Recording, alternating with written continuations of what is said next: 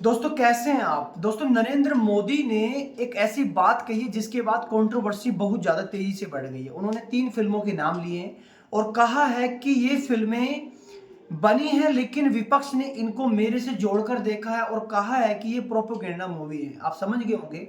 हालाँकि ये बात सच है कि जो विपक्ष है, कांग्रेस है या और भी जो पार्टियाँ हैं, उन्होंने ध्रुव राठी जैसे या और भी बहुत से ऐसे कलाकार हैं या बहुत से ऐसे नेता हैं जिन्होंने कहा है कि मोदी राज में ऐसी फिल्में बन रही हैं जो लोगों के अंदर नफरत फैला रही हैं। लेकिन लोगों का कहना है कि मोदी राज में ऐसी फिल्में बन रही हैं जिसमें लोगों को सच और झूठ का पता लग रहा है।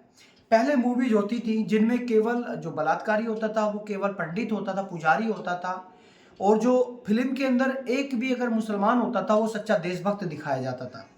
तो कुछ ऐसा था पुरानी फिल्मों का हाल, जहाँ पर दुआएं कबूल नहीं होती थी ईश्वर से, वहाँ पर नमाज काम कर जाती थी। तो ऐसी कुछ बातें हैं जो लोगों की समझ में आ रही हैं कि भाई बहुत दिनों से, बहुत वक्त से नफरत और किसी को नीचा दिखाया गया है तो पहली फिल्मों में दिखाया गया है।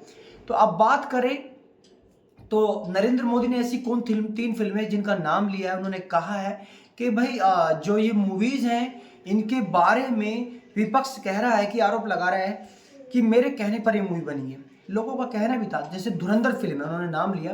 धुरंधर फिल्म में दिखाया गया है कि एक एजेंट किस तरह से जाता है पाकिस्तान के अंदर और वहाँ से वो किस तरह से चीज़ों को ट्रेस करता है, और अतीक अहमद जैसी जो नेता था जो पाकिस्तान को सपोर्ट कर रहा था नकली नोटों का कारोबार भारत में फैलाने के लिए, उसको मार दिया जाता है। और भी चीज़ें होती हैं ऐसी जो भारत यहीं से बैठे बैठे अपने जो एक एजेंट को भेजकर, स्पाई को भेजकर किस तरह से पाकिस्तान की कमर तोड़ देता है।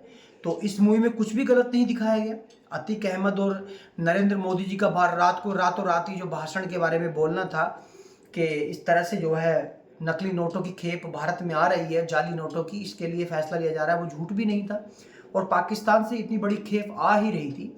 सेकंड चीज उसमें दिखाया गया है कि जो केरला स्टोरीज में भी बताया गया है कि भाई किस तरह से जो है धर्मांतरण, यानी कि जो हिंदू लड़कियां उनको जो है इस तरह से फंसाया जा रहा है, फिर उनको जो है ब्लैकमेल करके उनको रैकेट्स वगैरह या कुछ भी ऐसी चीजें, तो वो उसमें भी गलत नहीं दिखाया गया।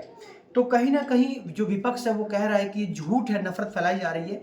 लेकिन आप अपने गिरबान के अंदर झांक कर देखिए, क्या सच में झूठ है या सच है? कमेंट्स में आप बता सकते हैं। Thank you.